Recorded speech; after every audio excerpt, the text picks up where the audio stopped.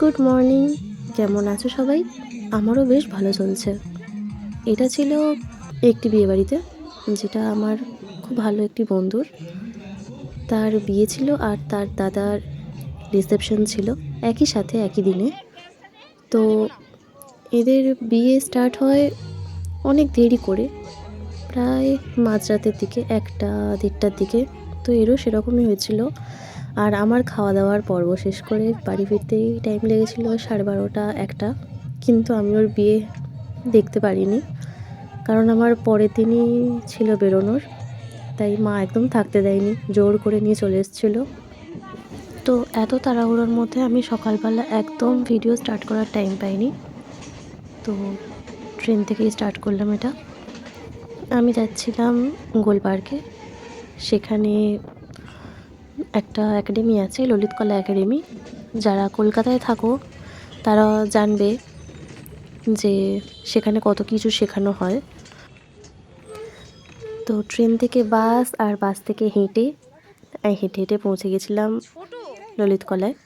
আর এর মধ্যে দেখা হয়ে গেছিলো সান্ধ্যশ্রীদির সাথে। তো ওর সাথে একটাও ভিডিও আমার করা হয়নি। তো আমি ভিডিও ঠিক করি না, আগে করতাম না, যেহেতু কোনো ব্লগিং কোনো দিন শুরু করিনি। তো আমি ঠিক জানি না যে কি কি করতে হয়, তাও চেষ্টা করি।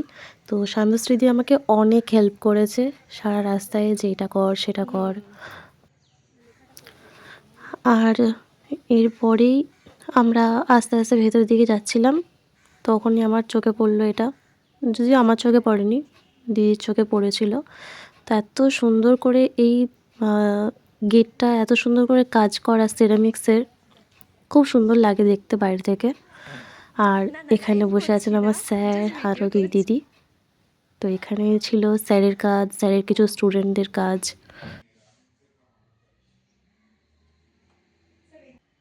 তো স্যার আমাদের আবার বাইরে নিয়ে এসেছিলেন এই কাজটা কি করে হয়েছে সেটা বেসিক্যালি বোঝানোর জন্য।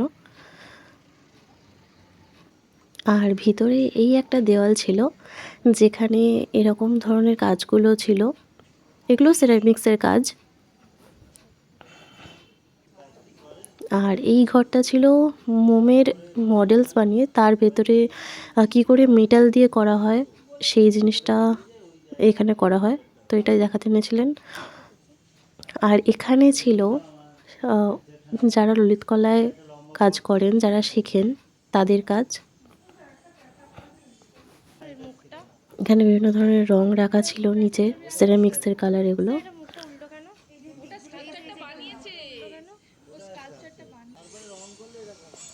আর এই যে এখানে হচ্ছে ওই যে মোমের যে জিনিসগুলো মডেলগুলো ছিল সেগুলো কি করে মেটাল দিয়ে করা হয়েছে। আর এই ঘরটা হলো সেরামিক্স যারা করেন, যারা শেখেন বা শেখান, এই রুমটা হচ্ছে তাদের।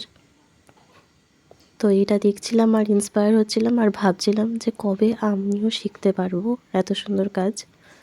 আরও অনেক অনেক অনেক কাজ দেখেছি।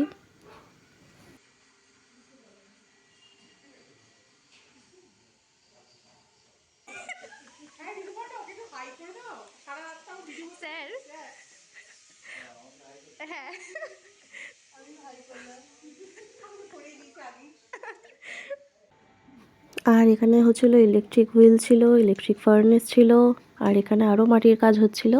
এগুলো ভাস্কর্য নয়, এগুলো সিরামিকের মাটি দিয়েই তৈরি। এগুলো ভেতরগুলো ফাঁপা হয়, নয়তো পোড়ানোর সময় ফেটে যাবে। আর এই ছিল গড়িয়ে যাওয়ার রাস্তা।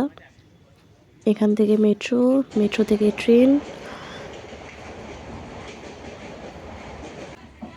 তো যারা ডানকুনির দিকে থাকো তারা জানবে রাজচন্দ্রপুর আর ডানকুনির মাঝখানে এই একটা জায়গা আছে, যেটা সবারই খুব ভালো লাগে।